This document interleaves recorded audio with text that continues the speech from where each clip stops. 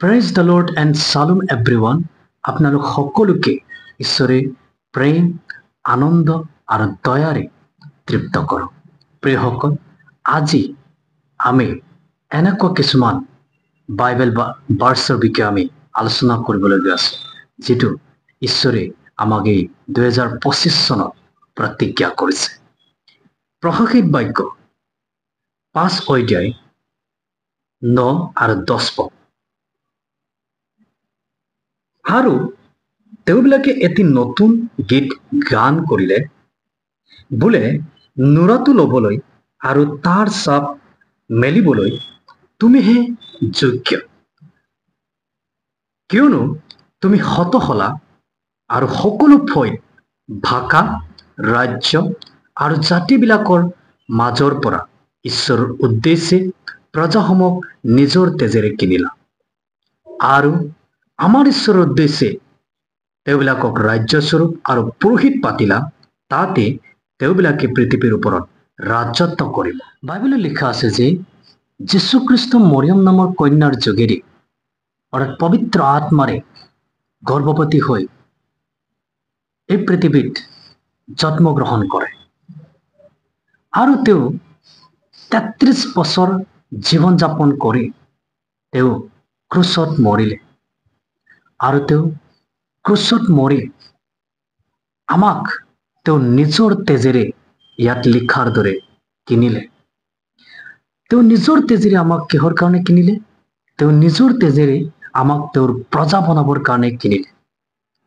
আৰু তাৰ পাছত আমাৰ ঈশ্বৰৰ উদ্দেশ্যে আমাক ৰাজ্যস্বৰূপ মানে ৰজা, আৰু পুৰোহিত স্বৰূপ মানে পুৰোহিত আমাক পাতিলে। আমাক ৰাজ্যস্বৰূপ আৰু পুৰোহিত স্বৰূপ বনোৱাৰ উদ্দেশ্য এটা আছে, যে আমি যেন পৃথিৱীত ৰাজত্ব কৰোঁ। প্ৰিয়সকল, ইয়াত ৰজাৰ কাম কি আৰু পুৰোহিতৰ কাম কি, আমি ইয়াক নিতান্তই জনা প্ৰয়োজন আছে। ৰজাৰ কাম হ'ল ৰাজ শাসন কৰা, তেওঁৰ ৰাজ্যটো শাসন কৰা, তেওঁৰ ৰাজ্যক ডিচিপ্লিনত ৰখা, তেওঁৰ ৰাজ্যক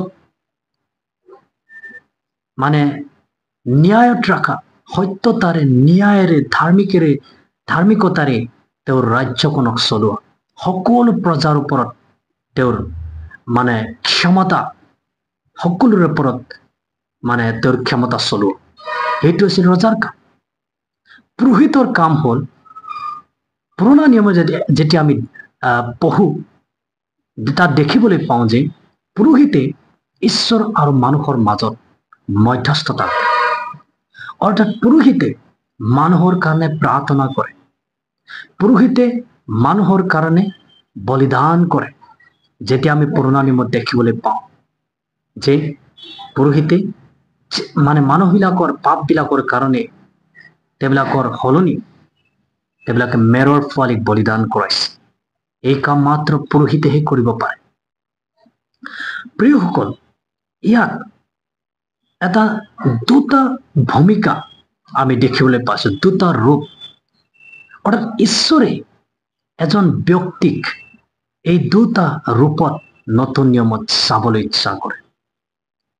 প্ৰিয়সকল, যেতিয়া যীশুখ্ৰীষ্ট মৰিলে ক্ৰুচত, তেতিয়া আমাক তেওঁ নিজ তেজেৰে কিনিলে, আৰু নিজ তেজেৰে কিনি ঈশ্বৰৰ নিমিত্তে আমাক প্ৰজা কৰিলে, আৰু প্ৰজা কৰাৰ পাছত তেওঁ আমাক ৰজা বনালে, আৰু ৰজা বনোৱাৰ পাছত তেওঁ আমাক পুৰোহিত বনালে। সেই তিনিটা কাম, এই দুটা ৰূপ, ৰজা আৰু পুৰোহিত, এই দুটা ৰূপ ঈশ্বৰে কিয় আমাৰ জীৱনত দেখিবলৈ বিচাৰে? ঈশ্বৰে ইয়াত লিখা আছে যে আমি যেন পৃথিৱীৰ ৰাজত্ব কৰোঁ। প্ৰিয়সকল, যেতিয়া আমি পঢ়ো, যীশুখ্ৰীষ্টই কৈছিল জগতৰ ৰজাসকলে, জগতৰ ডাঙৰীয়াসকলে জগতৰ লোকবিলাকৰ ওপৰত ৰাজত্ব চলায়, অৰ্থাৎ ক্ষমতা চলায়। কিন্তু স্বৰ্গৰাজ্যত এনেকুৱা নহ'ব। যিবিলাকে প্ৰধান হ'বলৈ ইচ্ছা কৰে তেওঁবিলাকে সকলোতকৈ সৰু হ'ব। যিবিলাকে স্বৰ্গৰাজ্যত মানে মহানগৰ হিচাপে তেওঁলোকে সকলোৰে পৰিচাৰক হ'ব। প্ৰিয়সকল, আমাৰ যিটো ৰাজত্ব, এই ৰাজত্ব কোনো মানুহৰ ওপৰত নহয়, এই ৰাজত্ব কোনো ব্যক্তিৰ ওপৰত নহয়, কোনো ঠাইৰ ওপৰত নহয়, এই ৰাজত্ব আমাৰ জীৱনৰ ওপৰত। আমি বহুতবাৰ এনেকুৱা দেখিবলৈ পাওঁ যে আমি নিজৰে জীৱনত আমি বহুতবাৰ আমি এনেকুৱা ভুল কৰিছো, এনেকুৱা পাপ কৰিছো, যিটো আমি ইচ্ছা কৰিও কৰিবলৈ নিবিচাৰো। আমি কিয় এনেকুৱা পাপ কৰিছো যিটো আমি ইচ্ছা নকৰো, তথাপিও এই পাপত পৰিছো? প্ৰিয়সকল, বাইবেলত লিখা আছে যে ঈশ্বৰে যেতিয়া আদমক বনালে, তেতিয়া নিজৰ প্ৰতিমূৰ্তিৰে আৰু নিজৰ সাদৃশ্যৰে সৃষ্টি কৰিলে, তেওঁক বনালে। কিন্তু যেতিয়া সি পাপ কৰিলে, তেওঁ ঈশ্বৰৰ পৰা দূৰ হ'ল। আচ্ছা, ইয়াত যে নিজৰ প্ৰতিমূৰ্তি আৰু সাদৃশ্যতা, এই শব্দ দুটা যে আমি পাইছো, ইয়াৰ অৰ্থ আপোনালোকে জানেনে? নিজৰ প্ৰতিমূৰ্তিৰে ঈশ্বৰে আদমক বনালে, তাৰ অৰ্থ হ'ল ঈশ্বৰে নিজৰ নিচিনাকৈ আদমক চকু, নাক, কাণ, ভৰি চব দিলে। তেওঁ নিজৰ সাদৃশ্যতা মানে হ'ল ঈশ্বৰৰ যি ধাৰ্মিকতা, পবিত্ৰতা, ঈশ্বৰৰ যি মৰম, চেনেহ, বিশ্বাস, ঈশ্বৰৰ যিবিলাক গুণ, যে তেওঁ এটা পাৱাৰফুল গড হয়, তেওঁ এটা ৰজা হয়। এই ৰাজত্ব, এই ৰজাৰ যিটো স্বভাৱ, এই যি ধাৰ্মিকতা, ৰাজ শাসন কৰা তেওঁৰ যি এই স্বভাৱ, সেইবিলাক হৈছে সাদৃশ্যতা। ঈশ্বৰে যিহেতু ঈশ্বৰ পবিত্ৰ, ধাৰ্মিক, তেওঁ ৰজাৰো ৰজা, প্ৰভুৰ প্ৰভু, গোটেই জগতৰ সৃষ্টিকৰ্তা। আদমক ঈশ্বৰে এই স্বৰূপ গুণবিলাকৰ তেওঁ সৃষ্টি কৰিছে। অৰ্থাৎ আমি এটা ভাষাত এইধৰণে ক'ব পাৰো যে আদম পবিত্ৰ আছিলে, ধাৰ্মিক আছিলে, তেওঁ ক্ষমতাশালী আছিলে, হি ৱাজ পাৱাৰফুল, আৰু ঈশ্বৰে তেওঁক গোটেই পৃথিৱীৰ ওপৰত ৰাজত্ব কৰিবলৈ তেওঁক অধিকাৰ আৰু ক্ষমতা দিছে। আকাশৰ চৰাই, সমুদ্ৰৰ মাছ, পৃথিৱীত ভগাই পৰা যিমান জন্তু আছে, সেই সকলোৰ ওপৰত ক্ষমতা কৰিবলৈ, অৰ্থাৎ অধিকাৰ চলাবলৈ আদমক ঈশ্বৰে সৃষ্টি কৰিছিলে, বনাইছিলে। কিন্তু আদমে পাপ কৰাৰ কাৰণে এই অধিকাৰ আৰু ক্ষমতা তেওঁ হেৰুৱাই পেলালে। অৰ্থাৎ যেতিয়া আদমে ঈশ্বৰৰ বিৰুদ্ধে পাপ কৰিলে, তেতিয়া শয়তানে তাৰ পৰা কাঢ়ি ললে, আৰু এতিয়া শয়তানে গোটেই জগতখনক কণ্ট্ৰল কৰি আছে। কণ্ট্ৰল কৰা মানে কি আপোনালোকে গম পায়নে? নিয়ন্ত্ৰণত ৰখা মানে কি গম পায়নে আপোনালোকে? নিয়ন্ত্ৰণত ৰখা মানে হ'ল, মোক যদি কোনোবাই কণ্ট্ৰল কৰে, তেনেহলে মই ইচ্ছা নকৰিলেও তেওঁ যি কয় তাকে মই কৰিবই লাগিব। আজি আমি বহুত এনেকুৱা নিউজ আমি দেখিবলৈ পাওঁ ছচিয়েল মিডিয়াত, যে যিটো অত্যন্ত ভয়ানক আৰু অত্যন্ত দুখ লগা কথা। মানুহে মানুহক মাৰে, কোনোবা কেইটামান পুৰুষ লগ লাগি এজনী মহিলাক ৰেপ কৰে। এনেকুৱা বহুত ৰকমৰ আমি ঘটনাবিলাক আমি দেখিবলৈ পাওঁ, শুনিবলৈ পাওঁ। এইবিলাক কিয় হৈছে? সেই কোন হৈছে শয়তানৰ এটা ৰাজত্ব হয়। শয়তানে মানুহবিলাকক কণ্ট্ৰল কৰে, ডিষ্ট্ৰয় কৰিবলৈ ইচ্ছা কৰে। এই গোটেই জগতখনৰ ওপৰত শয়তানে তেওঁৰ ৰাজত্ব চলায়। কিন্তু যিদিনাখন যীশুখ্ৰীষ্ট ক্ৰুচত মৰিল, সেইদিনাখনেই সেই শয়তানৰ ওপৰা তাৰ সকলো ক্ষমতা তেওঁ পুনৰ ঘূৰাই ললে। সেই ক্ষমতা ঈশ্বৰে এতিয়া তেওঁবিলাকক দিয়ে, যিবিলাকে যীশুখ্ৰীষ্টত বিশ্বাস কৰে, যাতে যেন আমি ধাৰ্মিকতাৰে, পবিত্ৰতাৰে আৰু পবিত্ৰ আত্মাৰ নিয়ন্ত্ৰণত আমি জীৱন যাপন কৰিব পাৰোঁ।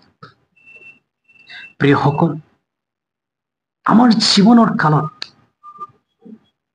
ঈশ্বৰে আমাক ৰাজত্ব কৰিবলৈ বনাইছে। ঈশ্বৰে মোক বিশেষভাৱে এই 2025 বৰ্ষৰ কাৰণে মোক ক'লে, এই বৰ্ষ আমাৰ কাৰণে এটা ৰাজত্বৰ কালৰ যুগ, এটা যুগৰ সূচনা, এটা আৰম্ভণি, ৰাজত্বৰ কাল হয়। এই কাল ৰাজত্বৰ কাল হয়। শয়তানৰ নিয়ন্ত্ৰণত থাকি, শয়তানৰ অধীনত থাকি পাপ কাম কৰিবৰ কাল নহয়। জাগতিকতাৰ কাম কৰিবৰ কাল নহয়। সেই সময় ৰাজত্বৰ কাল হয়। মই আপোনালোকক ৰাজত্ব কৰাৰ কিছুমান চিম্পল টেকনিক এতিয়া বুজাই দিম। প্ৰিয়সকল, পুৰোহিতে তেওঁ বলিদান কাৰ্য কৰে, ঈশ্বৰৰ গৃহত ৰখীয়া হিচাপে কাম কৰে, ঈশ্বৰৰ গৃহত মানে বলিদানৰ কাম কৰে, মানুহবিলাকৰ কাৰণে প্ৰাৰ্থনা কৰে। বাইবেলত লিখা আছে যে ঈশ্বৰ যীশুখ্ৰীষ্টই আমাক প্ৰতিজ্ঞা কৰিছে, যোহনলে পানীত বাপ্তাইজ কৰিলে, কিন্তু অলপ দিনৰ পাছত তোমালোকে পবিত্ৰ আত্মাত বাপ্তাইজিত হবা। যেতিয়া শিষ্যবিলাকে একে মনেৰে প্ৰাৰ্থনা কৰি আছিল, তেতিয়া পবিত্ৰ আত্মা আহি গোটেই ঘৰ জুৰিলে। আৰু যেতিয়া পবিত্ৰ আত্মাৰে তেওঁবিলাকে পৰিপূৰ্ণ হ'ল, পবিত্ৰ আত্মাৰ বাপ্তিস্ম অৰ্থাৎ পবিত্ৰ আত্মাৰ অভিষেক পালে, তেওঁবিলাকে সাহসেৰে প্ৰচাৰ কৰিবলৈ আৰম্ভ কৰিলে। যি শিষ্যসকলে যীশুখ্ৰীষ্টক ক্ৰুচত বধ কৰাৰ সময়ত ছিন্ন বিঘ্ন হৈ গৈছিলে, সেই শিষ্যসকলেই যীশুখ্ৰীষ্টৰ বিষয়ে সকলো মানুহৰ আগত, যিবিলাকে যীশুখ্ৰীষ্টক বধ কৰিছিল, তেওঁবিলাকৰ আগত প্ৰচাৰ কৰিবলৈ আৰম্ভ কৰিলে যে যীশুখ্ৰীষ্টই প্ৰভু। অৰ্থাৎ তেওঁবিলাকে ৰাজত্ব কৰিবলৈ আৰম্ভ কৰিলে। তেওঁবিলাকক ভয়ে, চিন্তাই তেওঁবিলাকক নিয়ন্ত্ৰণত ৰাখিব পৰা নাছিল। তেওঁবিলাকক কোনো শক্তিয়ে নিয়ন্ত্ৰণত ৰাখিব পৰা নাছিল। তেওঁবিলাকক পবিত্ৰ আত্মাই শক্তিশালী কৰি তেওঁবিলাকক ব্যৱহাৰ কৰিছিলে। কিয়নো যীশুখ্ৰীষ্টই কৈছিলে, যেতিয়া পবিত্ৰ আত্মা তোমালোকৰ ওপৰলৈ আহিব, তেতিয়া তোমালোকে শক্তি পাবা আৰু জেৰুজালেমৰ পৰা আদি কৰি গোটেই পৃথিৱীলৈকে তোমালোকে মোৰ সাক্ষী হবা। অৰ্থাৎ যেতিয়া আমি প্ৰাৰ্থনা, আৰাধনা, স্তুতি কৰো, এই প্ৰাৰ্থনা, আৰাধনা, স্তুতি হৈছে এটা পুৰোহিতৰ কাম। যেতিয়া আমি পুৰোহিতৰ কাম কৰো, তেতিয়া আমি পবিত্ৰ আত্মাৰে পৰিপূৰ্ণ হওঁ। আৰু যেতিয়া আমি পবিত্ৰ আত্মাৰে পৰিপূৰ্ণ হওঁ, তেতিয়া আমি ঈশ্বৰে আমাৰ অন্তৰত, আমাৰ হৃদয়ত, আমাৰ আত্মিক জীৱনত শক্তিশালী কৰে আৰু আমি ৰজাৰ দৰে আমি আচৰণ কৰোঁ। মনত ৰাখিব প্ৰিয়সকল, আমাৰ ৰাজত্ব কোনো মানুহৰ ওপৰত নহয়, কোনো ৰাজ্যৰ ওপৰত নহয়, কোনো এলেকাৰ ওপৰত নহয়। আমাৰ ৰাজত্ব শয়তানৰ বিৰুদ্ধে, আমাৰ ৰাজত্ব আমাৰ নিজৰ জীৱনৰ ওপৰত, আমাৰ পৰিয়ালৰ ওপৰত। আমাৰ জীৱনত শয়তানৰ সকলো কাম নষ্ট কৰা আমাৰ ৰাজত্ব। আমাৰ জীৱনত শয়তানৰ সকলো কামবিলাকক আমি দূৰ কৰা আমাৰ ৰাজত্ব। পবিত্ৰতা, আনন্দ, শান্তি, প্ৰেম, দয়া, মংগল ভাৱ, ইন্দ্ৰিয় দমন, বিশ্বাস, এইবোৰেৰে জীৱন যাপন কৰা আমাৰ ৰাজত্ব হয়। শয়তানৰ বিৰুদ্ধে যুদ্ধ কৰা আমাৰ ৰাজত্ব হয়। গতিকে প্ৰিয়সকল, ঈশ্বৰে আমাক ইয়াৰ কাৰণে আমন্ত্ৰণ কৰিলে। যিদৰে আৰম্ভণিতে আদমক ঈশ্বৰে যি জীৱন দিছিলে, সেই জীৱন আমাক পুনৰাই ঘূৰাই দিছে। সেইকাৰণে লিখা আছে, ঈশ্বৰে স্বৰ্গত, পৃথিৱীত আৰু পৃথিৱীৰ তলত সকলো ক্ষমতা মোক দিয়া হৈছে, যীশুখ্ৰীষ্টই কৈছিল। এইটোকে তোমালোকে যোৱা, সকলো জাতিকে শিষ্য কৰি পিতৃ, পুত্ৰ, পবিত্ৰ আত্মাৰ নামেৰে বাপ্তাইজিত কৰা।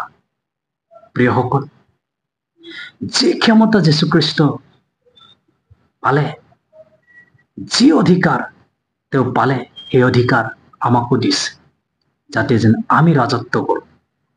এইকাৰণে ইয়াত কৈছে, প্ৰকাশিত বাক্য 5:9 আৰু 10 পদত, ঈশ্বৰে আমাক তেজেৰে কিনিলে, তেজেৰে কিনাৰ পাছত তেওঁ প্ৰজা বনালে, প্ৰজা বনোৱাৰ পাছত তেওঁ আমাক ৰজা বনালে আৰু পুৰোহিত বনালে, যাতে আমি ৰাজত্ব কৰো। এতিয়া ৰাজত্বৰ কাল হয় প্ৰিয়সকল। এতিয়া টোপনিত থাকিবৰ সময় নহয়। কাল ওচৰ, আহিব লগাজন আহিব আৰু পলম নকৰিব।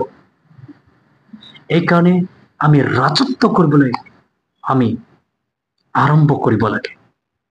ৰাজত্ব কৰিবলৈ যুদ্ধ কৰিব লাগিব প্ৰিয়সকল। ৰজা সদায় নিজৰ প্ৰজাবিলাকক ৰক্ষা কৰিবৰ কাৰণে যুদ্ধ কৰে। আমাৰ জীৱনত শয়তানৰ সকলো কাম কৰিবলৈ আমি যুদ্ধ কৰিব লাগিব। আমি কিদৰে যুদ্ধ কৰিম? আমি যেতিয়া যাত্ৰা পুস্তক 17 অধ্যায়টো পঢ়ো, তাত লিখা আছে অমালেকীয়া লোকবিলাকে ইজৰাইলৰ বিৰুদ্ধে যুদ্ধ কৰিবলৈ আহে। সেই যুদ্ধত মোচেয়ে প্ৰাৰ্থনা কৰি আছিলে পৰ্বতৰ ওপৰলৈ গৈ পেলাই। মোচেয়ে ওপৰলৈ হাত দাঙি প্ৰাৰ্থনা কৰি আছে। তেওঁৰ হাত যিমান দেৰি ওপৰলৈ হাত দাঙি থাকিব, সিমান সময়লৈকে ইজৰাইলে অমালেকীয়াবিলাকক জয় কৰিছিল।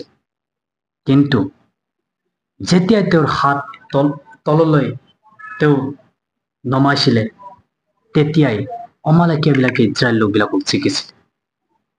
অৰ্থাৎ যেতিয়া মোচেয়ে গোটেই দিনটো সেইদৰে প্ৰাৰ্থনা কৰি কৰি তেওঁ যুদ্ধখন জয় কৰিলে। অৰ্থাৎ আমি ইয়াৰ পৰা কি শিকিব পাৰো? আমি যিমানেই প্ৰাৰ্থনা কৰিম, আমি সিমানেই আমাৰ জীৱনৰ সকলো সমস্যাবোৰৰ ওপৰত আমি জয়যুক্ত। আমি যিমানেই দেখো যে কোনোবাই আমাক তাড়না কৰিছে, প্ৰাৰ্থনা কৰক। আপুনি যিমানেই দেখিছে যে বেমাৰ আপোনাৰ জীৱনত আহিছে, প্ৰাৰ্থনা কৰক। টকা পইচাৰ অসুবিধা আপোনাৰ জীৱনত আছে, প্ৰাৰ্থনা কৰক। কোনোবাই আপোনাৰ পৰিয়ালৰ কোনো ব্যক্তি আপোনাৰ প্ৰতি ভাল ব্যৱহাৰ কৰা নাই, প্ৰাৰ্থনা কৰক আৰু প্ৰাৰ্থনাৰে যুদ্ধ কৰক। আমি যেতিয়া প্ৰাৰ্থনা কৰো, তেতিয়া ঈশ্বৰে স্বৰ্গৰ দূতবিলাকক পঠাই দিয়ে আৰু স্বৰ্গৰ দূতবিলাকে আমাৰ কাৰণে যুদ্ধ কৰে। প্ৰিয়সকল, মই আপোনালোকক আমন্ত্ৰণ কৰিব বিচাৰিছো, যুদ্ধ কৰিবলৈ শিকক। যিজনে যুদ্ধ নকৰে তেওঁ জয় কৰিব নোৱাৰে। নতুন নিয়মৰ আৰম্ভ এইদৰে হয়, মোৰ পাছে পাছে আহা। পিতৰক যীশুখ্ৰীষ্টই কৈছিল, মোৰ পাছে পাছে আহা, তাতে মই তোমাক মনুষ্য ধৰা জ্বালোৱা কৰিম। কিন্তু নতুন নিয়মৰ শেষ কিতাপ, অৰ্থাৎ বাইবেলৰ শেষ কিতাপ,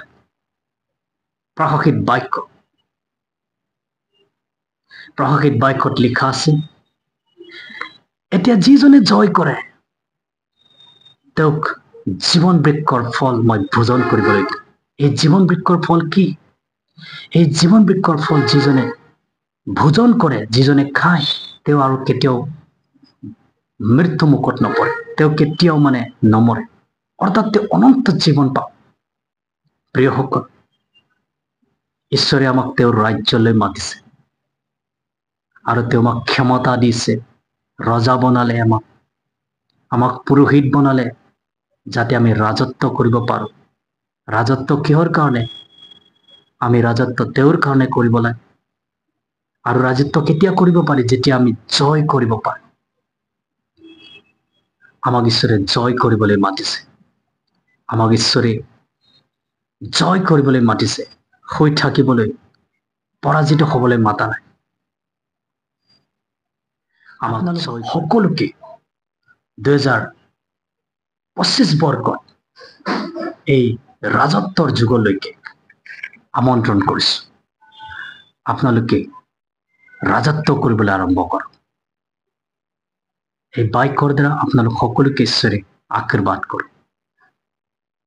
প্ৰেইজ দ্য লৰ্ড।